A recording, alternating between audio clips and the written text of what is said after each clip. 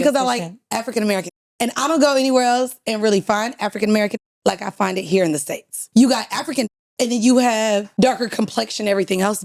I don't think we can place our thoughts on more children being in the world as like death sentence to certain women. No, I agree. You choosing not to have kids, me choosing to have kids. Okay, someone's going to attack you today. He helped to make her a mother twice. Great lesson on dating and co-creating with people that can stand on their own 2 feet and provide for their children without you having to be present. This is just all very sad, especially for those 2 girls that don't have a mother. Hope the father can do a great job in providing and protecting. Oh. Hey guys, welcome to another episode of Decisions. Decisions. I'm your girl, Mandii B, aka that. Hey everybody, welcome back to another episode. My name is Weezy, and we're in Atlanta today. I know that if you're a YouTube watcher, sometimes things look different. We record everywhere. At this point, we record everywhere. We record everywhere, y'all. So right now we're in Atlanta. That's right, where I live now. And I love it. And I'm glad that I get to spend more time at home. How's your time at home then? Oh no, it's been great. It's been great. I'm looking forward to the holidays. I haven't decided where I want to go. I don't know. I've been doing Aruba last year. I did St. Croix, but I'm just loving it. I'm loving it. I thought I would be like rushing super back to New York, and I'm not. I'll be here, I think, probably like another 3 to 5 years. I feel like that's what I'm giving myself. No clue. I've talked about I don't like any other really city. But you don't feel like you would want to stay? No, I'm not staying here forever. I feel like I'm just a nomad anyways. Like maybe I go back to New York. If I can afford my penthouse in overlooking Central Park, I will. That's what I'd like. I feel like that's the joy of not having no kids. Like I genuinely feel like whatever my mood feels like in 3 to 5 years is where I'll go. Like my mood was pushing me back here. I manifested a radio show. I got it. I've been spending a lot of time with my friends. I love it. I have the space. I have the exact space that I wanted. Like I wanted a 2-story loft. That's what I even wanted in New York. So I don't know. I don't know where I'll want to be in 3 to 5 years. After the pandemic, don't even try to think or guess what the world has for me. So I'm just really happy. Like so happy to where like I've pushed off like my last 2 therapy sessions because I did like 2 sessions where I just felt like I was bragging about life. And I was like, I'm not going to pay you what I pay you to talk about how I'm not dealing with anything mentally and I'm not crying and I'm not worried and I'm not anxious. And I'm like, whew, I have a breather. This time of year for the last 5 years has been the year that I crash. Whether I'm just miserable, I'm crashing out from work, I'm depleted, I'm exhausted, I'm not happy. And so maybe that's why like this year just feels different because I'm not in that space. So I feel good. I feel great. All my are still showing up, being great. All my 4. No, or did you get to 3 5? now. No, it's 3. It's 3. 1 fell off. Just naturally fell off or you cut them? No, he had another relationship that I just felt like was making him not show up for me enough. And that's fine. I got the other 3 and welcoming another one if anyone comes in my life. No, I'm great. Like my partners are great. They show up. I'm just doing really good. So I'm excited for the holidays and the break that we normally get at the end of the year and just seeing what next year has. Like, I'm really excited about next year outside of the orange Cheeto, up the world, but I'm like in a good place. I'm happy. That's good. I'm happy. I feel like the sun, the South can do that for you too. So I'm trying to think. Well, you will be hearing this after my Brazil trip, which I would have loved to talk about live in real time. Hopefully we can do that on a town hall with y'all because I've been hearing fans and people talk about Brazil. I feel like my whole life. And like recently I did something called cartography. Have you ever heard this? No. Let me try to pull up. My friend Andre did it for me. So it's basically based on where you're born, your time, like your horoscope a little bit, but where your body should be, where you're happiest. Okay. Mine, here's the short one. This one's crazy. And when he sent it to me, he was like, yours is actually wild. Summary of potential soul homes. California coast, spiritual growth and resonance, Spain and Portugal for expansion, fortune, and cultural alignment, which I love Spain, never been to Portugal. New York City, career magnetism, artistic and social recognition, and love. And then India for karmic and spiritual soul home. Once it like kind of branches out because it gets bigger, another line that I run through, this one is crazy. Where do I go all the time? Mexico. Mexico and Brazil. It says strong sense of belonging, energizing home base, keeping you emotionally adventurous, feeling at home when traveling to this place. I saw that. I said, this might be real, bro. Okay. The fact that like, I just always end up in Mexico. Okay. Always.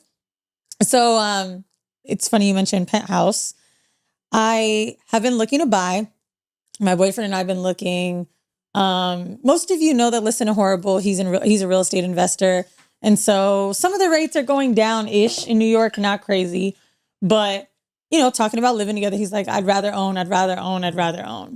So this is how crazy New York real estate is. This is also probably my fault for not knowing what I should be doing. Okay. But found a penthouse, not even my style as far as where it is. And it's funny because you said overlooking Central Park. I want to live below 21st Street. I love the West Village. I love downtown. Rather be in the East Village, but whatever. Found an apartment that I'm like, this is perfect for a kid. 2-2 with a parking garage. I don't have a car. He wants to make sure he can always park. And I was like, this is perfect. Gym, doorman, whatever.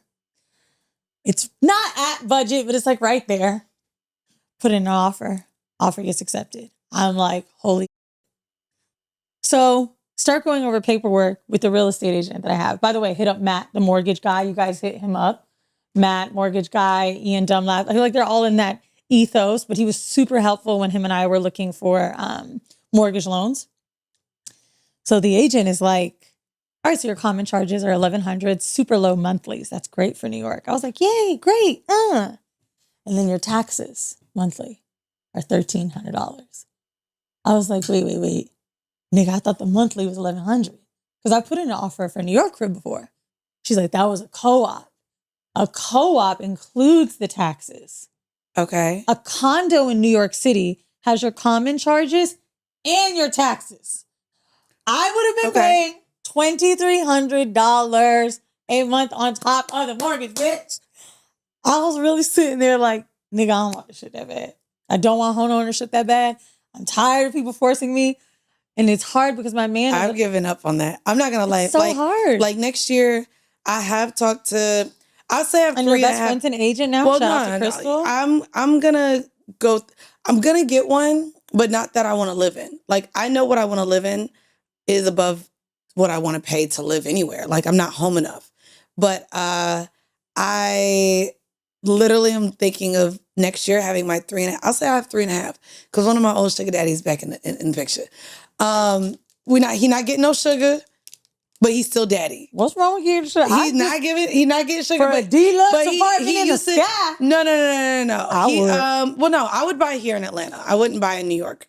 But literally I'm going to have all of them combined to buy me a house next year because I'm getting titties, my 36-inch watch, and my luggage. Like I have all the things I'm getting for my birthday and Christmas this year. Next year, everybody got to combine to get me a down payment for a house. But same thing I've been talking about. I'm like, well, taxes sucks. Renovations suck.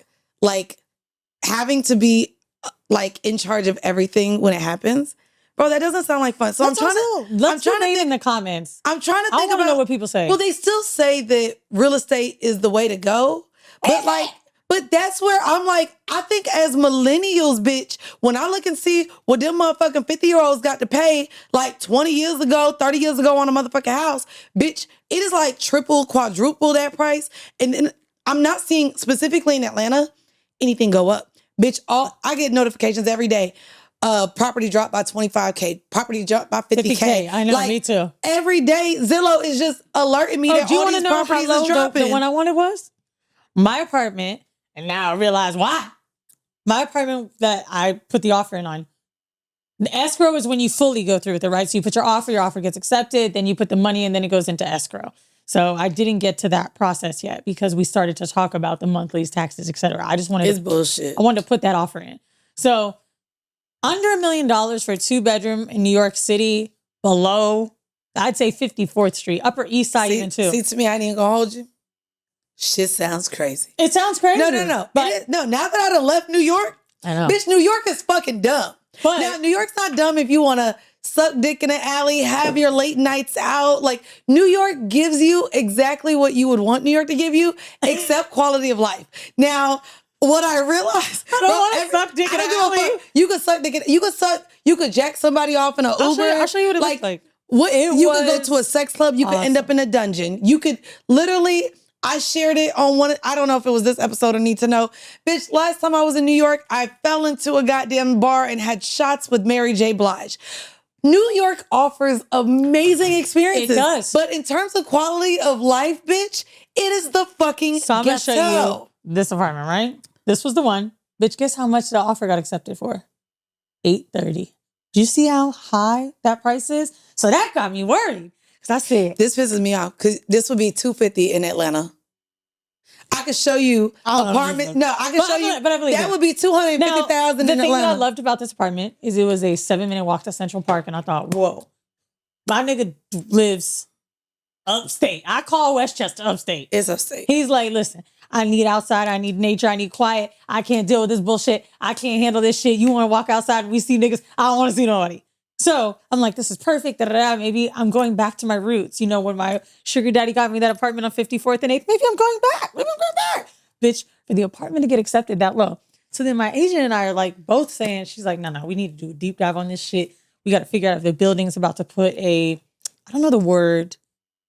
It's not an abatement, but there's something they put on top of homeowners. Let's just say, for example, for anyone listening, maybe you find a homeowners association fee that's $300, but for the next 5 years, it's $1,100 because maybe they want to install an elevator or something else, right? Okay. She's like, something got to be off, bitch. Because how the fuck they accept the offer $200,000 less? Come to find out, it's the taxes and the monthlies. So her and I are freaking out. That we also started thinking, well, maybe they're building something else on top to obstruct the views. Who knows?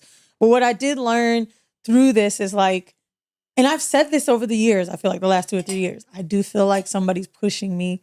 It's not even just him. I feel like the world is pushing when you have money or you're at a certain age or credit score, buy. But I really am happy.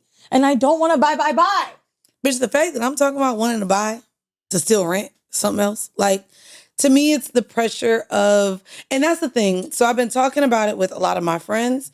And in terms of, hold on, actually, let me read this. I'm going to read this quote. I just screenshotted it today because it was fantabulous. And I feel like it's what we're dealing with, right? Mm-hmm. So it said, girls, I understand why they advise us to get married and have kids before 25. Because after that, our brain starts working and the decision won't seem so reasonable anymore. That's bad. This is what I think about as being a millennial, as being a woman in your fucking 30s. We've been pushed to think that all of these certain things are how we're supposed to exist. Okay, be an independent woman. Get your degree. Bitch got that, and now they just sitting on my shelf, not worth a goddamn, and I'm sitting on $42,000 worth of loans. Then they talk about have kids. Bitch, everybody with kids is miserable. They won't say it out loud, but bitch, they do in their group chat, and they do to their friends with no kids. I will say this, the only caveat, do you know what I really believe it is? What? It's fucked up, y'all. And it's elitist. What? My only friends that are happy with kids have fucking money. Well, no, I have friends with money and they still my friends with tricky. bread, But they can live. Shout out to Britt and her husband. They is dope as fuck. He's like a nurse anesthetist. She's a fucking celebrity makeup artist. They live fucking beautifully. They were my neighbors in LIC. Breaded. And when I tell you every day, she be like, bitch, I love my kids. But there's always a but. Like the way that sometimes she be like, girl, I done already spent $800 on a sitter this week. Not finna go out because I'm not paying that bitch no more money. I don't know if that necessarily means someone's unhappy. No, I'm not saying she's unhappy, but the fact is, a lot of you bitches, if you could take it back, you wouldn't have had the bastards. That's all I'm finna say. You wouldn't have had them if you knew how beautiful life would be without them. I don't think that's true. Okay, well, I'm saying this speaking for me and my thoughts and beliefs on life because this is what I see, this is what I hear, and every single person with a baby loves their fucking kids, but would also love to not have them in certain instances of life. And that's just the fact of the matter, whether you have fucking money or not. Secondly, thirdly, fourthly, I'm on for fourthly. They tell us that we had to have the white picket fence, the husband, and yes, the mortgage, home ownership. It's tricky right now. Baby, it is 7 to 8% in interest right now. All of the homes are priced over. And now what's happening, especially in Atlanta, you have a higher supply than demand. So now all the people that invested all this money hoping for whatever get back they was going to get back ain't getting back nothing. They about to sit here and either break even or all the things. I just want y'all to know the American dream is gone. Everything they told us was a lie. And now we got a Cheeto in office trying to make it to where me and Weezy can't even say what we want to say whenever we want to motherfucking say it. They're taking away our rights. They're taking away our freedoms. And so just so you know, whatever you thought life should be, bitch, live for you. That's it. We're in an individualistic society any motherfucking way. So live for you. And that's where I'm going to go with it. I done talked to enough people. I talk all day, every day, between here, between my radio show, between Selective Ignorance, between us talking about a book, everything else. Bitch, this is an assimilation. The aliens is watching us. They got a new producer that like the drama. And so the way that we are living life right now, bitch, the aliens watching at us laughing. Bitch, you used to call me Love and Hip Hop. Bitch, we are worse than Love and Hip Hop. America is Zeus Network. And the aliens are laughing at us. Zeus making money though. That's fine. Everybody making money on us. That's why fucking Trump done became a goddamn billionaire while being a president, knowing his goddamn president's salary ain't but $200,000. Doesn't he donate it? They have known, even if he donates his fucking presidency salary, it is noted that now the Trumps have made damn near $1 billion in the fucking 10 months the nigga done been in office. Because he's getting all these contracts for his shit, his friends. That's why the fucking goddamn planes, they not finna reimburse you for cancellations, delays, luggage anymore. Because he in bed with the goddamn people taking over them goddamn airlines. All I know is hopefully we're 7 minutes in, because that was a lot of fucking bleeping. 60. Okay, if y'all are on YouTube, you got to hear all of that shit. But yeah, the way I've just been living right now is just a fucking dump. It's a fucking mess. And I hate that I am proud to be an American. I'm not that proud. I mean, I ain't gonna hold you when I go to other countries. Maybe because I ain't been to Tokyo yet, because bitch, they seen worlds above us. I just still be happy to be here sometimes, and I don't know why. I think it's just there. I think it's because I like African-American dick. And I don't go anywhere else and really find African-American dick like I find it here in the States. You got African dick, and then you have darker complexion, everything else dick. But bitch, I love me some African-American dick. Especially like the African dick, the black dick elsewhere, they spoiled. They're they're also, all about their they have women. Turtlenecks. I think that's why I like saying I like African-American dick. I'll You pull it like right the little back skin back. I like African-American dicks. Those are my favorite men. Africans don't circumcise? My niggas. I've never had an African that wasn't. Okay. My experience and my experience only. Yours wasn't? No. African dicks just weren't good. They were small. They didn't fuck good. They were small? Yes. Science literally tells us that's untrue. No. There's only one country, Congo. Only Congo, bitch. And all I've had was Nigerians and Cameroonians. I had one Ghanaian. I don't want to say who I've had. But they was thick. I'm saying back in the days, y'all know I used to have a diplomat. I used to have the little nigga who brought me to Dubai. Like I had my share of Africans. The dicks weren't hitting, and they were much more respectful in the bedroom. Remember the one African I had? He only wanted missionary, didn't want to fuck me from the back, and wouldn't let me suck his dick, which was great for me. Like, bitch, I don't want to do work, but it wasn't enjoyable. Well, if I could speak for a moment, I would like to talk about Africans, actually, in a way that we didn't think we'd be going.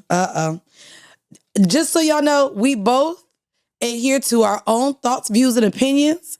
They are separate of each other, and so whatever y'all hear moving forward, y'all could roast me on the African-American dick, and y'all could talk about how that is, and I guess we got to bleep that because that's not a word we allowed to say anymore. Let me just have the floor. They get it, me. But here go.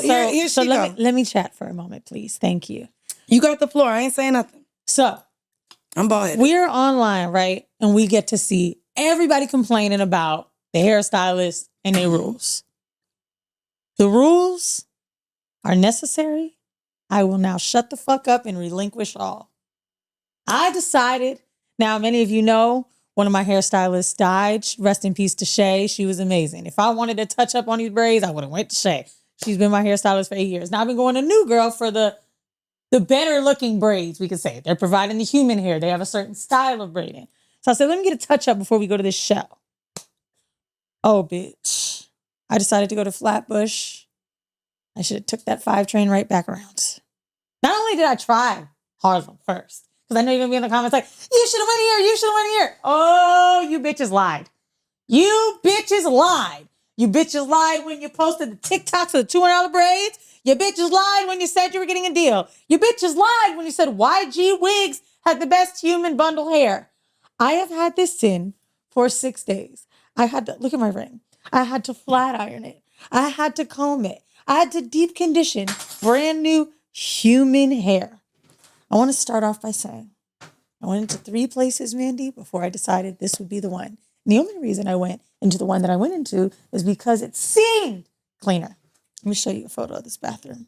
I want to show you this bathroom because my hair was already taken out at this point and there was nothing I could do. Just tell me what you see when you look at it. I would never judge a braiding spot by their bathroom. You wouldn't judge that? Actually, this looks way cleaner than shit I've been into. Bitch, you see it? Swear to God, looks way cleaner than shit I've been in. I lived in the Bronx, though. I'm sorry. Bitch, the floor is filled with piss. Okay, well. Or maybe it's water dripping from the braids after they got their braids. Too much damn water, bitch. But maybe it's not piss. Bro, I'm not gonna lie. Whatever it is. For the African shops that I used to go into over on Hunter, goddamn, this is how long I've been out the Bronx, bitch. But there was something, Hunts Point, bitch. I'm saying Hunter. Hunts Point and then 125th. I used to go to 2 shops and one on Elder Avenue. Elder Avenue used to do the straight backs. When I tell you it was that's a luxury bathroom. And this is nice. It was half the size of that. And you just go in and you're pissing next to a mop. You're pissing next to shit. I don't care about that. But that's what I'm saying. I don't care about the bathroom. Pee next to other pee. But people's hair gets wet. I don't think that was it. I think that this was just flooding. It was filth. It was nasty. So boom. I go in there. Someone's available. I want to put that on a video. Y'all, we're going to put it on the video. We're going to put that on the video because it wasn't that bad. That was bad. I want y'all to see it wasn't that bad to me. I posted on IG Live and you know how you can talk with the live, them hoes was gagging. Okay. So walk in. Boom. I'm like, hey, I showed them the photo, Mandii. I said, this is what I'm looking for. Do you know? And you can't say boho braids. I don't do boho braids. I'm like, these are the gypsy, Bora Bora, whatever these bitches call them. I'm like, can you start it from here? Yes. Sit. I'm like, okay, how much? She said $40. I already knew that price was too low. I said, give me somebody more experienced to do it for $75. That actually made her say, okay, I'll do it. So the shop owner started to want to do my hair. And I was like, thank God. Because you know, you got to let them like, bitch, I'm serious. Girl, I showed them what I wanted. And what I wanted was not what I got. They started taking out my hair with a comb that was, number one, filthy. I said, no, that's not going to work. I need you to put it in that barbicide, whatever. Huffing and puffing at me now like I'm fucking saying something crazy. Then she started trying to comb my hair out with the fucking super tight rat tail comb. Don't comb my hair out with that. You're going to pull my hair out. And you know, you feel like you can't say nothing to the aunties. I ain't trying to be disrespectful. So I'm like, you know what? Let me just let this happen. So I start taking my hair out. Then her baby come over. I don't give a fuck. Sit on my lap. If that's going to make your mama comfortable, we going to get through this. So I said, you know what? I'm the type of person, I'm sure you are too. You're getting your hair done or something like that, makeup, someone comes to your home. I'm going to order you a smoothie. Whenever I'm ordering something. Yeah, you nicer than me. Oh, you don't do that? Okay. I don't. If I'm getting a service and I'm going to order something, I'm going to order you something. So I said, you want something? Yeah, tuna sandwich. Cool. First of all, the sandwich gets there, Mandii. The lady has a bite of the sandwich and goes, oh, I don't eat mayonnaise. Bitch, what the fuck is a tuna sandwich then? What is the tuna? Where you at? So I don't say nothing. Then someone come over to me and I was like, fuck! This bitch is like, do you do a TV show? I said, no. I seen you before on the YouTube show. She famous, y'all. I hate that so much. Get me, bitch. I hate that. So then they start seeing my hair as I'm asking for it. She goes, this is good. Now that's the number one problem. Bitch, now you complimenting the other braider, bitch. You do good. Mandii, these braids that this bitch gave me were so terrible, I started to tear up. She said, everything okay? I said, no. This isn't what I asked for. I had no choice. I had to go to this fucking event. She's like, it's okay. I'm going to fix it. Now we got 3 ladies in my head. one lady pulled a comb out of her own head to start fixing what I had going on. And I was really just like, what am I going to do? Do I take the whole thing out? I don't have time to go to this event and take the whole thing out. She's like, don't worry, I'll give you a discount. Now it's only $70. Bro, we have got to stop going for the cheap shit. I ain't saying I was going for the cheap shit. I'm just saying one braider passed and the other one's on vacation. What am I to do? I almost cut my hair off and did blonde like Mandii. When you see the PDF and it says leave your kids at home, make sure your hair's blow dried. Make sure it's combed out. Don't bring any other people to the appointment. Just fucking listen. I am never again walking into a shop where I gotta sit my feet up on the goddamn chair and wait for the roaches. If I have to pick up my bag and make sure bugs don't get in it, I'm not doing this shit no more. Oh, yeah, no, bugs is that's my hard limit. Dog. Fuck the bathroom.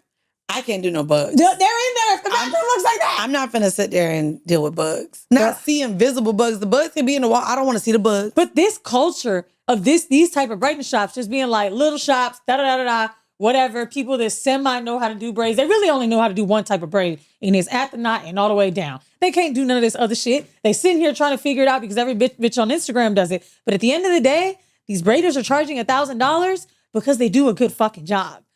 I'm never again, bitch, I'm wearing natural hair. I'm so glad I'm a bald-headed bitch. I know you are. Because $1,000 for some braids, bitch, I wish a bitch would. These bitches charge $170 is what I used to pay before I chopped it off, and that's it. Were you doing? No, you were doing straight like the knotless.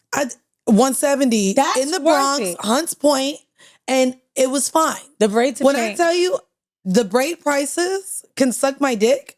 Like how braid prices went up and coochie prices went down. I just don't understand what's happening with our economy. It's not making sense. Because, bitch, it's not making sense. The human hair is getting higher. The skill set is changing. And then nigga Ish wanted to be mad at me when he was like, well, what you bring to the table? Bitch, as a woman, to come out looking like anything is fucking expensive. Wait, I don't know what you're talking about. What's the context? Ish was, we talked about the lady from the tennis player who said, I charge $1,000 just to take me out on a date. She's some tennis player who was in the World Cup. And is she a prostitute? No, I said bitches is operating like prostitutes. So that was my sentiment. So his thing was, well, if a man is supposed to pay for the date, what is her financial investment? I hate these hoes, dog. Well, the conversation was, nigga, y'all want us to look a certain way. This shit is expensive. Like, bitches, why I stop getting the lashes? Because the lashes, the way I sleep is rough, apparently. So one eye be gone before the next. I can't do it. And Wait. She's joking? She really charges $1,000? No, she charges. You didn't see the girl, the tennis match girl? No. Who she said, I charge $1,000 to be taken on a date, not to fuck.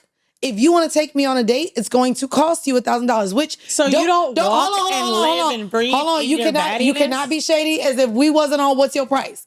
What's your price? I'm not, because I was acting like a sex worker. Right. I was, but that's what. So that was my sentiment. I would hope that women would just admit to being prostitutes. Dog, this is the problem. Because that's what they are. If you are charging a nigga to take you on a date, if on the first date you're bringing up how you need help with bills, if you are bringing up that your son need a babysitter in order for this nigga to take you on a date, whether you fuck or not, I need you to know you are a prostitute. Do you know why I hate this time? Why? Something I was also saying, right? I'm talking to my homegirls. I think it was Josie. Shout out to Josie on her 40th birthday. She flies in from London. We're just like talking about how the world works. So Josie left her corporate job to start a new company where she's working with Black female founders only. And her husband's holding it down while she's exploring her new business and her entrepreneurial side. And she's like, yo, I don't think I would have been able to do this single. Like, I have a kid. I was able to leave. It's because she got a kid. She could have done it single without a kid. She couldn't have probably done it as a single mother. Yeah, I mean, maybe. Maybe not. That's different. Maybe like not. Doing something single and doing something as a single mother, there's drastic parallels between the two. And there is a difference between entrepreneurship as a woman who's just single and navigating life and maybe dating, and having to run a business and be the primary caretaker of a child. I mean, I can't speak for what it would look like, but either way, like, it's still hard to support yourself while trying a new venture, right? And just trying it out there and being able and growing. I just hired her too for trap. So one of the things we were talking about, I was like, bitches got the world so fucked up that, like, when I get this home, if I buy it, whatever, there's going to be a woman somewhere saying, oh, teamwork. They split the down payment. That's crazy. He ain't taking care of you. Oh, I already know. That's how fucking weird I believe the world is now. No, I the think world, we are but it's because you could hear it. It's like it's an echo chamber of girls thinking that. But it's an echo chamber of, again, a reality show. Because the reality is that you bitches are fucking niggas that aren't helping you with bills, that y'all are fucking your baby daddy who's not paying child support, that y'all are with men and still navigating life however it is. Like, I know so many girls who have dated and who have partners who still feel the need to go out and deal with other niggas because other niggas do more for them than the guy that they chose. This is the thing that's crazier, right? He's not your nigga. On top of that, yes, fine. And when Josie and I were talking about it, I'm like, bitch, I know, I agree with you. Someone's going to say, oh, she got this, she got that. She's still splitting bills with a nigga. Now, mind you, I'm not splitting bills. My man is taking care of some of my bills. We don't even live together. That part is kind of nice. But buying a home is fucking huge purchase, bro. Yeah. We're talking 6-figure down payment. Like, of course we're going to share that. Now, granted, is there a world where I would be dating a billionaire and not even doing this podcast for you bitches? Sure. But at the end of the day, I'm dating someone normal. I believe that I am normal. I'm definitely making more than most of my peers. But at the same time, like, I'm going to be living out a normal fucking life. So what the fuck am I supposed to do? Just be, I don't know, like seeking this thing that I see on Instagram. And I think it's very silly to think that two people that are doing well in life can't share. That teamwork is bad. I'm so excited to have a partner that can put some money up with me on a crib like this. What? Yeah. Like to be able to have both of our incomes. If it was just me, I would not be looking at shit that's expensive. But I know at the end of the day that the judgment that we feel from others just because of what they believe relationships should look like, it sucks. Like, it sucks because you can really have someone keep you from your own happiness. And it goes back to just like really like the attitude of, to me, what is prostitution? Charging $1,000 for a date when at the end of the day, most of you want to find love. Most of you want partnership. Yeah. Or even the benefits of a rich nigga. And now you gonna charge him to show up to that motherfucker? Anyway. Damn, I was about to. I liked that that vent so bad. I cussed someone out, and I want to lean into it real quick. Okay. Because we got fuck it decisions. I'm gonna talk to you little pussy assholes over on decisions. So this is a comment from on our YouTube. Oh boy, who you about to cuss out? Her name is Alexis Barnes, 54. So maybe that helps with it not being her real name. And I didn't like this because if you know me, you fucking know I believe in accountability for both men and women, right? Mm-hmm. I believe in women being delusional a lot of times, and I believe that men sometimes ain't shit, but I'm not a man hater. I also am in the best place of my life where I'm over communicating and demanding and getting exactly what the fuck I want out of life, out of partnership, out of friendship, period. Out of the bedroom too. Oh no. So let me read this motherfucking comment that I had an issue with because it's giving projection. Oh, Alexis, why'd you do this? Now, Alexis, oh bitch, okay, don't worry, I got one too. I'm gonna do now. Oh, we gonna do it? Okay. This is. Oh my God. Hold on. This is the decisions, bitch. Year end wrap up. You pussy assholes had what y'all had to say about the goddamn rebrand. We too motherfucking nice. We ain't too motherfucking slutty enough. Well, anyway, pussy asshole, we coming for you, bitches today. Anywho, this is the comment. By the way, Dwayne, throw some fucking sounds behind this violin. I don't know what the fuck to throw, but soundscape this shit. Mandii toxic. I ain't gonna lie. As a grown woman, I know what I want / expect, and the people I deal with want the same thing. It can become dangerous and messy if y'all are not on the same pages. She basically said, if she's getting what she wants, or if she's getting what she needs from someone, she wouldn't cut them off if they want something else. That's messy. If she had a dude who loved her in a room full of dudes she having sex with, who's to say it wouldn't get dangerous? That's crazy to me. I don't know. It just doesn't make any sense to me. I'm not dealing with anyone who wants more or less than what I want. We have to be on the same page.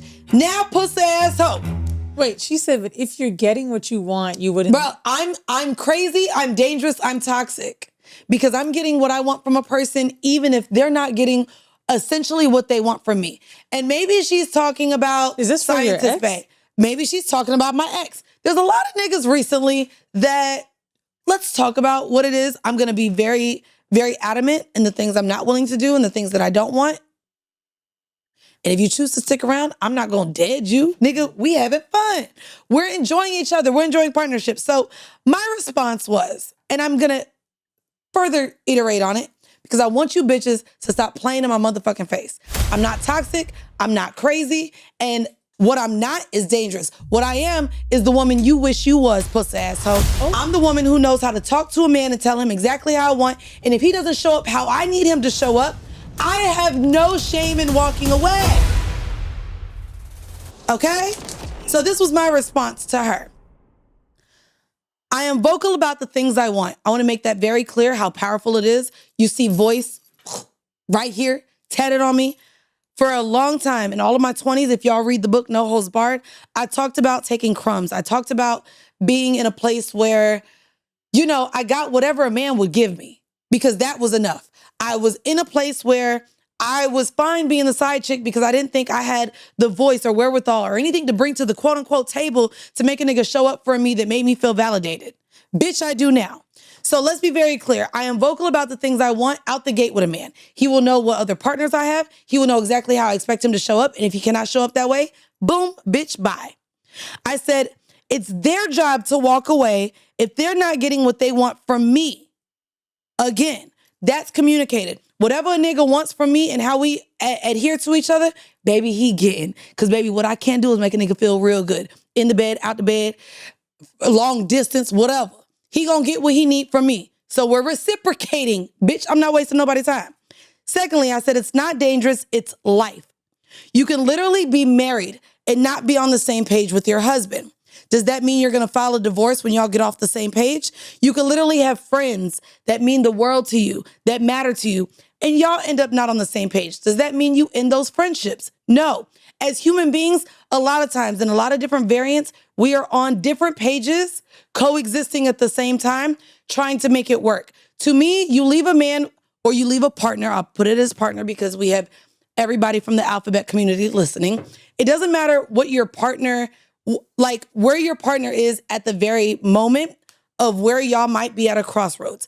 A lot of people end up on different pages at different times. Now, to me, I live with wanting to enjoy the human experience of partnership, of building memories, of having fun, of orgasming. Sorry, Alexis Barnes, if you are not doing any of those things.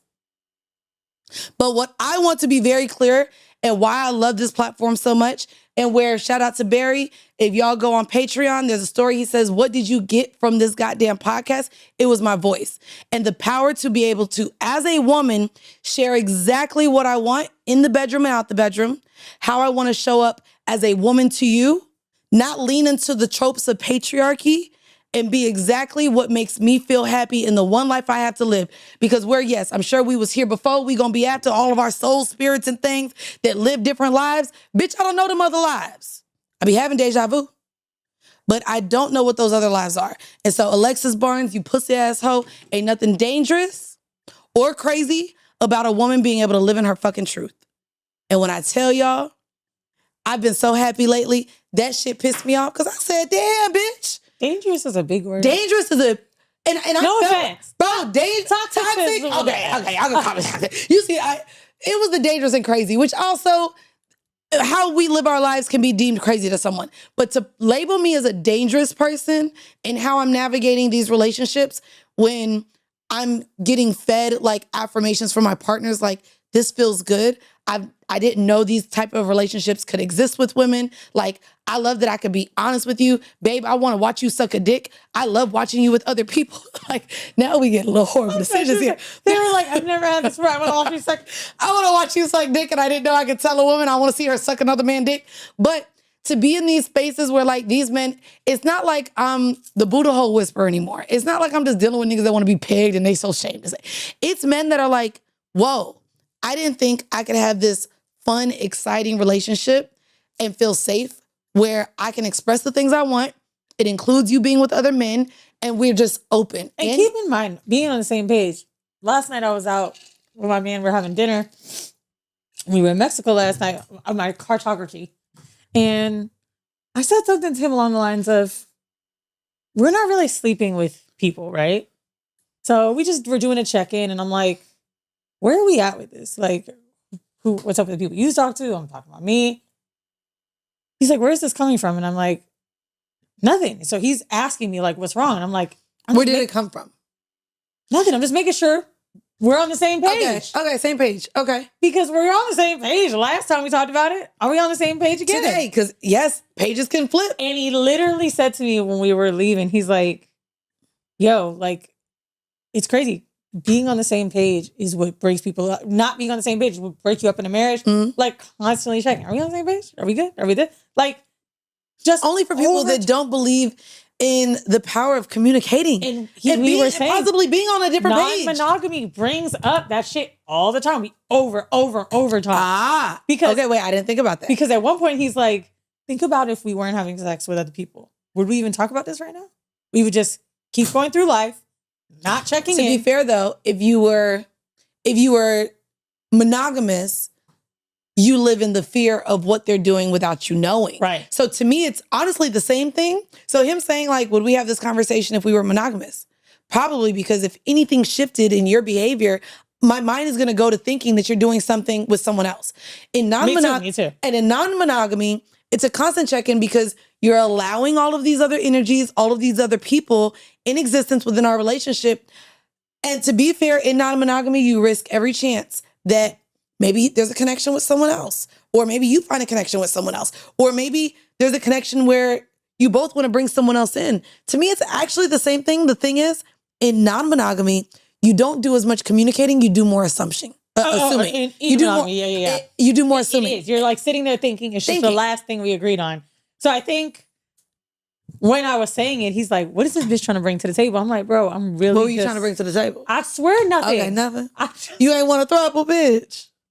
No, okay. But like, we just haven't been doing it as much. And I'm just like, where are we at? Like, are we good as far as like where we stand? Do you not want to have sex with other people anymore? Because I know that he mentioned to me a few weeks ago, it was a lot of energy dealing with other women. Yeah. And he was like, I kind of just want to do this together. I'm like, is that still like, and if that happens, is it both of us doing that? Like, what does it look like? But I say all that to say it's always just being on the same page is literally when someone's off the page, that's how a relationship ends. Like, you're on, you're off, you're on, you're off. Like, that is literally what it is. When your relationship's good, you're on the same page. When your relationship ain't, you got off the fucking page. Maybe I don't like tables and pages being used as metaphors. Because this shit gets confusing because if you and I are reading the same book, we could be on a different page, but in the same book.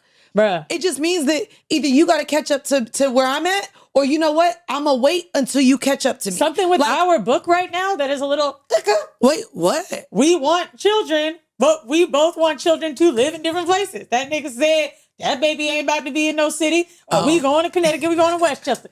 Then we know when that baby coming out, we'll know where that baby gonna go. Bitch, when I saw that 2-bedroom, I was like, this is perfect for my podcast room and the baby room. He's like, no, it's not. Because we could have a 5-bedroom house in Westchester where you have a podcast room, side bitch room, baby room, gym, and our room. What the fuck are you talking about? You're not willing to give up the allure. Not even allure. Hold on, not even allure. It's the fast-paced access that New York City has that upstate doesn't have. Okay, this is... Because how could you want to live in a 7-figure 2-bedroom home knowing you have the option of living in a 5-bedroom home and it's just a 45-minute longer commute? I don't give a shit. I'm not getting in a car. Now, here's where I feel. So, bruh. Bro, you should see the way he's like, are you... Bro, I'm not gonna lie. You sound crazy. I don't care. Number one. You see, I said she sounds crazy. She sounds toxic. But she doesn't sound dangerous. This is bitch, you calling me dangerous fucking Alexis Barnes. I said we could go to Brooklyn. I said I'll go to Brooklyn. Fuck. But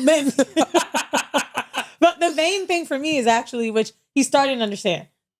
Bro, if you read the book, you read that sad suicide chapter. Bleep, bleep, fuck it. Weezy was ready to go. And you know what else? Going on some walks. Bitch, don't put me in motherfucking Terrytown or wherever them big ass houses I used to have a nigga in Terrytown. No. Every time. I had a nigga from Parkchester. It was only like 15 But you know minutes. what? He was trying to take me to nice restaurants and shit up there. I don't give a shit. I like Terrytown. I don't give a fuck. That was cute. Now, you know all the niggas that played on the Knicks and the G League live up there. Congratulations to them. I'm not a Terry girl. I don't do Terry Club. I like Terrytown, bitch. No Terry Club, no Terrytown. All right, now, what we get into? Yeah, at this point, where are we at? This is actually on this episode. This is gonna be my read. Okay, I love it. Word This to the is not the read. Look at you. Well, now we just read it. Oh, you're reading somebody. By the way, decisions. It's your decision to motherfucking support us, pussy asshole. Oh. And when y'all motherfucking support us, just know we still horrible over on Patreon. Patreon.com/horrible decisions. So your turn, Weezy. Okay, so this, it's gonna get dark, but it also kind of has to do with this prostitute niggas got to take care of me brain, okay? Okay. Oh, this is long. Oh, bitch, I'm here for this. So, I will try to make this quick. No, you got the last 20 minutes of the pod. Let's go. The sad part quick. The person that used to do my hair that died, her name is Shay. Shay has 2 children, 1.5. You've met Shay. She's done my hair on some sets. One is 5. The father of her children woke up next to her. She was not moving. Children were upstairs sleeping. That's what happened to my grandpa. And that's the thing, when my grandma died, the only piece we have is they lived a life. Yeah. Shay is our age. Oh. Breastfeeding age to one of her kids, okay? Crazy. A lot of you have went to her because you found her from my page. She's an amazing girl. Real fan of the Horror Hive. For real. Watched every episode with her clients. Was do or die Horror Hive. R.I.P. Now, I post her baby daddy and her and her children in a GoFundMe saying, hey, this man is left in the world with 2 small children. Whatever you can do to help them would be great. Lily Edwards. Oh, I love that we calling these hoes out today. Oh, Mandii. Lily Edwards. This fucked me up so bad. I shed tears and my man had to take my phone for an hour because I couldn't believe a Black woman said this. Ooh, I'm sure Alexis was Black too, based on her photo. Barnes. Can y'all not be doing that to us, bitches? Oh, no, this bitch. Okay, let's see. This is nasty. All right. On a dead girl's photo. Okay. This is so sad, like really sad. But respectfully, how can the man who stands next to her not be able to afford a funeral? He helped to make her a mother twice. Great lesson on dating and co-creating with people that can stand on their own 2 feet and provide for their children without you having to be present. This is just all very sad, especially for those 2 girls that don't have a mother. Hope the father can do a great job in providing and protecting. Oh, bitch. Oh, bitch. That's what. Do you know that's what she chose to fix her goddamn thumbs to type to somebody? Mandii, so the tears that were coming out were like, I just would never think a mom of 2, a Black man, a Black woman with 2 Black babies living in New York City, a sudden death like that, you would come out your stupid fucking mouth. Ooh. Like, what? So I started to reply. I couldn't reply. I had to block her because I started to get so revved up. And a lot of friends donated. Leah McSweeney gave a lot of money, by the way. Just seeing it. So many moms felt this shit. Average Black family in America makes $56,000, bro. The average funeral is... Talk about the average funeral cost, please. $10,000. And to me, I've heard of more. Yeah. And I thought it was about... really came out there 20. to say a man that just lost the second income of his house got babies, Mandii. Do you know how much babies cost in America? And you said... great lesson. Who the fuck is the lesson for? Systematically, Shay and JD are a product of this fucked up country we're in. This fucked up medical system we're in. The same hospital that let this woman go. She put a case out on them 2 days before she died that told her she was mentally ill for thinking she had something wrong with her head and ended up waking up dead. This same system that keeps us down. And you got the nerve to say, you stupid bitch, Lily Edwards, what a great lesson on who to co-parent with. Oh, let's just say, let Shay have found a rich athlete that broke his fucking leg. Then what? Let Shay have met a man that was super rich and got addicted to drugs. Then what? She has a very loving, strong father. Mandii, they ain't I can't believe she wrote that. Bitch Shay, my dog, I'd be like, girl, come do my hair. I'm talking about strong baby father. I've never heard her, and I'm not just saying this because she gone. Never heard her complain about the nigga. Always showed up, even when they weren't living together. and they finally made themselves a home, and you really came out to say that about a black family, you stupid bitch. Like, it just really was mind-boggling to me because this is a product of a nigga gotta do everything. And you know what's crazier? Damn. When Shay last did my hair in July. That sound like projection. I ain't gonna hold you. Oh, that was such a sick response to me. I was fuming so much I couldn't even talk. And then I wanted to post it and curse her out. But then I didn't want her baby daddy to see it at the time because I know he was fucking grieving. And I didn't know who was gonna see what. So I'm talking to my man about it. He's like, yo, these bitches got this fucking prostitute mindset. Oh, what the fuck? Yeah, what the fuck? And Shay, by the way, had to take some time off for her health. And guess who the fuck was holding this bitch down? Her baby daddy. What the fuck else can a man do but be talking about, I hope he can step up. So what is he supposed to be, a Future? Super rich? And then the kids go to who? First off, hold on. Future not even paying child support for That's right, he not. Future not even paying child support for I thought everybody. about it because I'm in Atlanta. I thought about Sierra, but here's what I was thinking. Rich nigga pays the bills, and then what? This man is a great father. The last time she did my hair, he was in there showing her 5-year-old Shavi how to fucking do the alphabet, making sure checking over her stuff while simultaneously doing a photo shoot downstairs. Bro, these kids were so smart. She was telling me what kind of podcast she wanted to make. Her daughter was like, I'm going to be a podcaster. So sweet. And I was just thinking to myself, we are so jaded of the outside view of what people have in their lives. It's so crazy. So crazy. Jaded. Well, not only that, what I would have, Lily Edwards, pussy asshole, I'd love to know what health insurance and life insurance you have set up for when your ass passes, what your family will have to pay for. Like, that's the thing that bothers me. Like, there's a lot of stones being thrown in glass houses. Like, unfortunately, a lot of us, specifically within our community, have not been educated to what it means to have a life insurance policy or what happens if we are not here, right? It's been so sad. Like, my friends are grieving this guy that, a CTE, a guy that just took his life. We see everything that's happening, or I don't even know if at this point the case has been solved with the nigga that might have killed the little 15-year-old girl, the little there's just, do you know what's crazy? The song I had in my phone from him was Romantic Homicide. Of course it was. That's his biggest record. But I'm saying just the name of disgusting. And so when I think about, like, even it's funny because if you guys go on Patreon and y'all listen to my first day at Hito with my best friend, I thought she left with a nigga and I was gonna find her body in the Jamaican Ocean. Okay. I don't know if Jamaica has an ocean, but it's the ocean that's around Jamaica. You don't know if Jamaica got an ocean, Mandii. They got an ocean, but it's not the Jamaican Ocean. It's the... Okay, that's fair. I see it's one of the... It's Atlantic. I see where you're going with this. You know what I mean? So what I'm saying is, even in that moment, bitch, my best friend gonna get that lit funeral, but I was like, bitch, do I gotta pay for this shit? So that conversation literally stemmed like, my best friend beat cancer. I was gonna be mad as fuck if she died from a nigga. But the fact of the matter was the conversation about, we think about our parents. We think about all these old people that should have their funerals set out. Bitch, you got the nerve to fix your fingers and say that. Do you have it set up to where your people connected to you don't have to take the financial burden and say, oh, well, I don't have kids. Like, just the financial burden of your funeral. Bro, this is a family. These are two people that decided to make a family, whether they got married or not. They built a life together. Now think about it. I gotta call my person. I know I got life insurance, but I don't know the funeral portion of it. Girl, but I know that, like, some shit. However I die, my mama and my sister get what they get. Do you know who I put the money to? Who?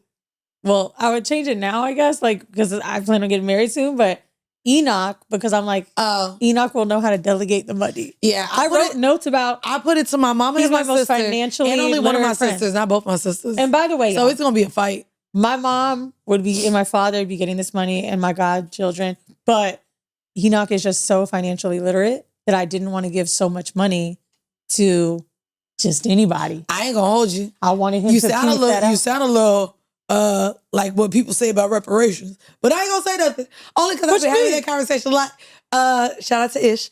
He came on, so he's had a hot take that we, as financially illiterate community as a whole, because of systemic oppressions, if we got reparations, we wouldn't know how to spend it.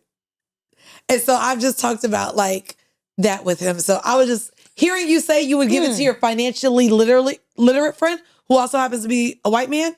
is interesting because you are very pro-black and have a lot of black friends, but you giving your money to a white man. Like, but the conversation. That's a good call out.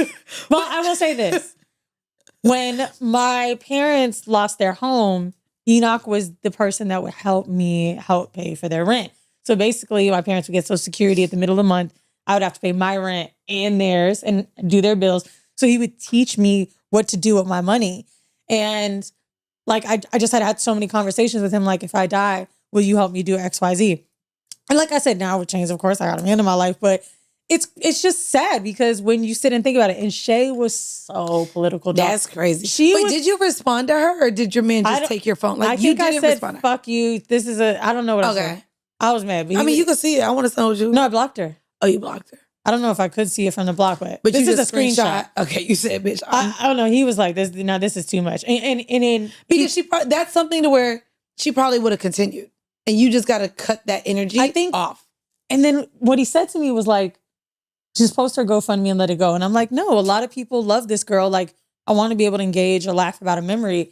But I started looking at some of the shit she would send me. And it's just crazy. Someone had this comment to her because she would post shit about politics and be like, bitch, they trying to keep us down. Da, da, da. And just knowing this happened to you. Just being a person that's part of the system of just medical racism and someone black saying You would think she must love Charlie Kirk, Lily Edwards. Not she must love Charlie Kirk. Now that's a funeral I'm sure you're happy is covered, huh?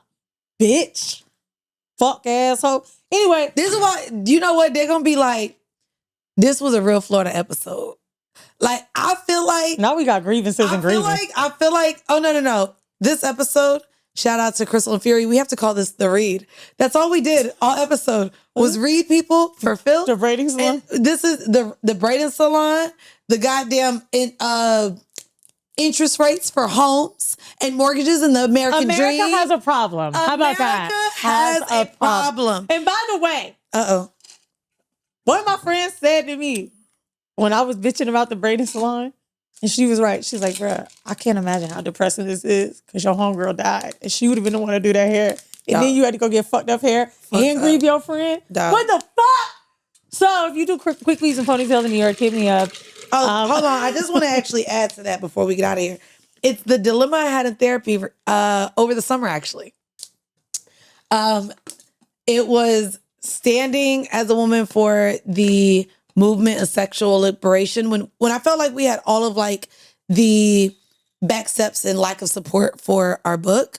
One of the things that my therapist suggested I do, and I immediately, pushed back on, was to create content or hold spaces and conversations about being a Black woman and how we navigate the system and how we show up as our sexually liberated selves and demand that we get what we want in an era of Roe v. Wade and just everything that I had felt dumped on me.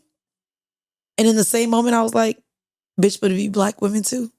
And I found out that, Essence was a little bit to do with, I know. Not Essence Fest. Essence Fest did us good, but the brand that we worked with, but that was a Black woman in terms of every time I've had to fight and like prove myself, it's been to Black women in corporate that have felt like it wasn't it. So it sucks that she's someone who was just like, we need this for Black women. And it's Black women that fucking got something to say. I have had a Black woman hit me up for brand deals, 2-hour call, doing all this shit. Oh, what you talked about on Patreon. Oh, bitch. I can't get over that because I'm just thinking to myself, call her daddy. Blowjobs in 4K, bro. I just don't know what you thought my image was. I went through my IG for like 30 minutes that day and like, do I look crazy here? And then I look at another girl's IG and I'm just like, these white girls that have sex podcasts and they do way wilder shit. But at the end of the day, we have an A on our chest and I don't give a fuck. Oh, I think this would be a great opportunity to say, I will make sure the family creates it. Forget the GoFundMe, nice Amazon wish list, whatever stuff they need at home, some good toys for the kids. If you want to support her girls, we'll make sure to include that in here for sure, for sure. And also, yeah, think before you press send. Think before you press send on the YouTube comment. You was asking for a lot. No. And honestly, even the read this week, like, or not this week, but a few months ago. I just, the read is so iconic, but there were things that I heard that I was like, fuck, this is hard for a pregnant woman to hear, like dying on the surgery table, certain words. And I was like, I don't believe either of them are bad people. I've been listening to the read a long time, and I think they mean so much to podcasting, but you just never know that, like, the people that you're talking to, and I know you might look at Mandii and I that way, may read Bitch, this. I ain't talking to you. I'm talking for me. Oh, no. I need you to know real quick. Hold on. Alexis Barnes? Bitch. Fuck Alexis Barnes. I am speaking for me in hopes to help you, but I'm not speaking for you, to you, at you. Bitch, I promise you, I was speaking at Alexis Barnes, pussy asshole. But when I hop on this mic, I'm speaking for me. I share my experience. This has been one of the most liberating experiences that I've got to feel, live. I am blessed that this has been a part of my existence. But bitch, I share my experience. I share what I'm dealing with and who I'm becoming in 4K or MP3. However you fucking listen. But I'm also like when you're talking about someone in a negative way. To be fair, even that. Not talking about yourself. No, even that, I feel like that's a problem too. Sometimes we want people to do better for themselves and be better for themselves than they want for themselves. And we internalize that. And it could be projection. It could be just our disappointment of someone else. So when we talk about like public figures or celebrities or people that we know, a lot of times our frustration might come out and sound harsh. Delivery is always a thing. Y'all know delivery, I done made a bitch cry at work. During fucking busy season, Black Friday at Coach. I done shared the goddamn story. And sometimes it's more delivery than anything, but intention is, bitch, we were all rooting for you. Tyra Banks' voice. And I think sometimes we want more and we see more in people than sometimes they see in themselves. I think that's only true if it came to dating that person, not having children. And the reason I say that is because we could look at it like, damn, bitch, another baby. A lot of people want more children, want to go family. Rihanna want to do that more than she want to give us an album. But we don't shade her because... Oh, nah, I've shaded my friends for keeping certain kids. But no, I'm saying like... I'm not going to lie. We don't shade Rihanna. The public doesn't shade Rihanna because she's married. Right, but again, let's go back to the group chat. Bitch, in real life, again, when we have opinions on celebrities, we don't know them. We sometimes speak about them in a parasocial way. I absolutely, and y'all know, because I told his ass, I have sent flowers to a friend to champion an abortion if I didn't feel like a baby would make sense in a certain relationship. I've had other friends where I was like, bitch, it's too late. I would have told you not to have it. Like, I've had those conversations with friends, bro. Pull the vacuum out. I have too, but some people want to have their children. And you know what? That but is where we can't have a but when we want the First Amendment. Bitch, freedom of speech. I'm here for everyone sharing their opinions. Actually, the only really like hilarious thing that from that rant with Crystal that I love that she said is, you don't know how to use your butt. That shit was funny. But speaking of butt, I don't think we can place our thoughts on more children being in the world as like death sentence to certain women. Because no, I agree. Because that is kind of the thing of like choice, right? You choosing not to have kids, me choosing to have kids. Okay, so here's the thing. Someone's going to attack you today and be like, Mandii doesn't get it. The thing you said earlier, she doesn't get it because she doesn't want kids. And then me, Weezy saying that because she wants kids. Well, and there could be, but also we have to think about it too. The things that we've said on the sort of comedy.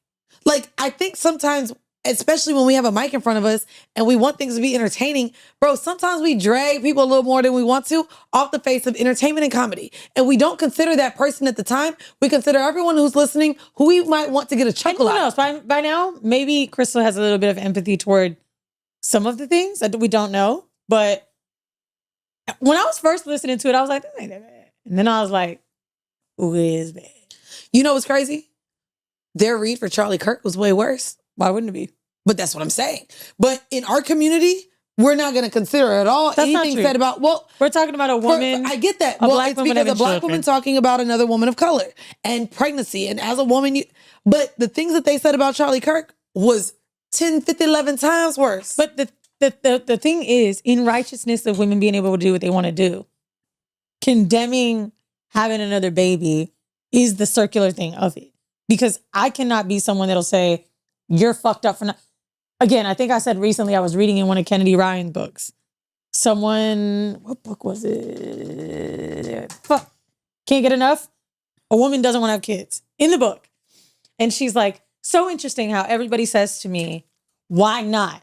When my homegirls want to have kids, no one says, how come? It's always why not, why not, why not, right? And I'm sure you experience this. I feel like I cannot fight for a woman that doesn't want to have kids and fight for the one that wants to with that rhetoric. We can't have that coming from other women. It just sucks. Now, talking shit about Stefan. But I'm also... Let's definitely talk shit about Stefan. But I'm a hypocrite too. I feel like, not for Cardi, but I think you shouldn't have babies if you broke. Like, I have certain things to where I just deem to be completely irresponsible as an adult with decisions that you can make in a time where I actually don't think that's a bad one. Well, but so that's what I'm saying. So if we can police a broke bitch having a baby, we can talk about a multi-millionaire having a baby by a fuck nigga while she's still married and still be questioning of the decisions to do so at now a new pinnacle of her career. I didn't feel like it was, to me, here's the thing. Mm-hmm. She's talked so down on strippers and all the women that Offset cheated on her with, right? To where she placed herself on a pedestal to be a better woman than those that her ex-husband cheated on her with. So to me, to show up as a project chick, give me a hood rat, one that don't give up, to still show up as the bitch from Starlets, 10 years into a career where you have multi-millions. Yes, you have a community, you have this. To me, she's operating as someone from the projects, and we all thought she was no longer that girl. So because we pedestaled her. I disagree. Pedestal her. Cardi is my girl. Let's be very clear. She's a Libra bitch. She got the money. She has the... I'm here for her having Cardi's a baby if she wanted to. To date, maybe Stefan is worse than the baby. The baby is not. No. It's who she had the baby with. But she did say that on, I forgot what podcast, because she did a whole lot during her press run. She did say, y'all people thought that I should have left Offset, got with a billionaire, a millionaire, a nigga from Dubai. Right. I saw that. That's not me. And so that's what I'm saying is, a lot of times, because of how someone excels in front of us, whether it be in business, in monetary like means, or in education, we feel like they should act differently than what their actions show. When in reality, she's still the bitch from the Bronx that worked at Starbucks. But with a bar, some people with believe money. they shouldn't have a line. I'm one of them that does, at least when it comes to women. Okay. And my line is, make fun of the nigga. You ain't about to be telling me how my kids what's crazy? Hurting for me. Okay. How good luck to me not dying on the table. Like that sounds crazy. But that was crazy. I will say, that was a crazy thing to say to somebody. Stefan is an attractive man. Oh, when she called him ugly. Hold on. And then that song that she got on her album, Lay Me on My Back, or whatever it is, bitch, it made me, I said that dick gotta be good. Cause that song was so good. I said, that dick gotta be fire. Nigga, that dick is... That dick is... And it gotta be... Do you know anybody that fucked him? I only know one girl. Bitch, I know mad bitches. Didn't they all say it was good? I used to talk to him when I was... Hold on, I literally had to go back. When he was on the Vikings. But I thought he was short. And I don't like football players. We had a close stint of talking, never got flued out, never fucked him. I know multiple bitches who have fucked him. The girl that I know that fucked him said the it girl was that fire. I know that fucked him And said that she heard it was fire from the current bitch you was fucking and said, you gotta come get it. No, the girl that I know fucked him, met him at an event. I guess he was so interested in her. He booked a flight and got the seat right next to her just to talk to her on the flight. He moved like that. He's a demon. And his brother a demon. They both demons. But did she also agree the dick was fire? Well, yeah, she also almost had a baby by him, but apparently all the bitches are having babies by him. So Cardi said, "Oh well, bitch, we having his baby Miguel. Swimmers swim, bitch." Nonetheless, this was a chaotic, toxic ass episode. Welcome if you missed horrible decisions. This is a little bit of that with some real estate talk. I don't know what this episode was, but if you want real estate, some real estate talk. If you guys want horrible decisions, though, we didn't go anywhere. We're over on Patreon. That's patreon.com/horrible decisions. If you haven't yet, get our goddamn book. No Holds Barred, a dual manifesto of sexual exploration and power. We will see you pussy ass hoes next week. Bye, niggas. Bye. If you are a patron member, that's right, go on over to patreon.com/horrible decisions. That's where you can get all of the X-rated, raunchy discussions about sex. We are going to do the ABCs of Mother Earth. Okay. I looked up these kinks/fetishes that I'm like, damn, I don't know if we've ever talked about it because what the fuck? So the first one, and I want y'all to guess what y'all think it is based on Latin roots and shit. So actorasti fetish. What do you think that means? Actorasti. And I don't know if I'm saying it right, but that's how it's spelled. What's the first? ACTIRASTY. Actorasti fetish. All right, y'all hoes don't know. Yeah, I know. So it is the sexual fetish known when someone is aroused by the rays of the sun. Therefore, someone with this fetish would love being intimate outdoors or under a large window on a sunny afternoon. What is the sun connected to acting? I don't know. I just thought y'all might know Latin roots. I don't know. This next one, though. Mind you, the other That's A1, like vitamin D. The other A1 was way too easy. Y'all would have got it. What? Aquaphilia. Okay. Fucking in the water. Aqua. Oh, yeah, you know? All right. So this next one, brontophilia. And this has nothing to do with LeBron James. No, Damn, I've but heard this before. It sounds too tough. Brontophilia. So that means there's some anal play going on. This actually, I think I'm a brontophiliac. I don't know if that's the word, but this is me.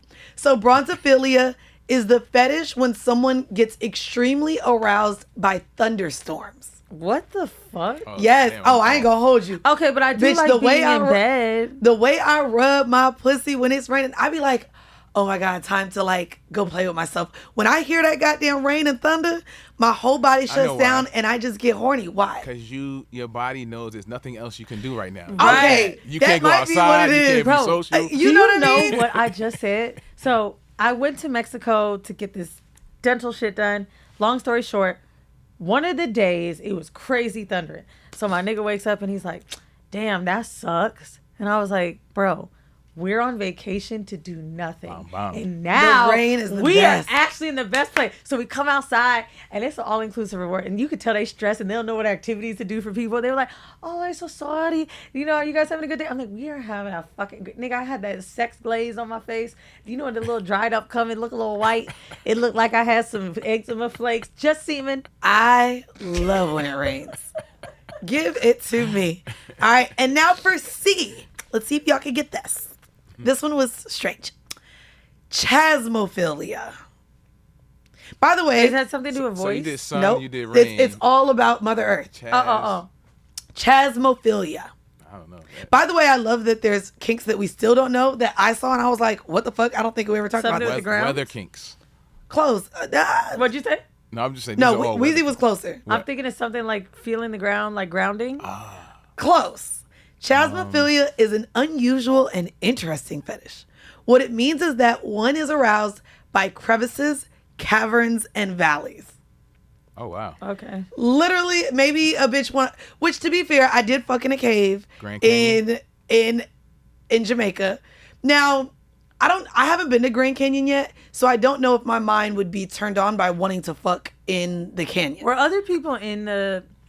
Like, how big is the cave? Like, The cave is is wet? the cave is like the size of this room that we're in, and there was a waterfall like blocking it. So it's a really dark cave. The waterfall's coming down, and we was bats in it? No bats. Yeah. We was the only ones in it. It's like a man-made one. It was at the nude pool, Oh, so it was like a fake cave, So it was a clean cave. but it was giving cave. No, because like you know when you go on vacation, you start walking with them pool shoes. Yeah, no. I It don't know, wasn't but giving I'd that be cave. scared. It was giving a cave in a pool, Oh, like yeah, I'd a rather built, fuck a sexy a built cave. All right. So for the hors d'oeuvre, this one I found online, and I was like, never thought of it this way. This is called tactile exploration. So this is when, and this is a real vanilla tip, by the way, for y'all. So when I read it, I was like, oh, I never thought about that. But yes, this is great because I feel it when I'm in other people's bed. So tactile exploration is the introduction of varied textures in the bedroom where you would have sex. So you could either do this through bedding, you could do it through clothing, or even accessories. So for example, silk sheets, I ain't gonna hold you, gives a way different thing, a way different feeling when you're having sex on your body. Like silk sheets, I had a nigga with silk sheets and I was like, this nigga is a whore. Because it felt like, I just knew, I said, oh, you have to be a slut.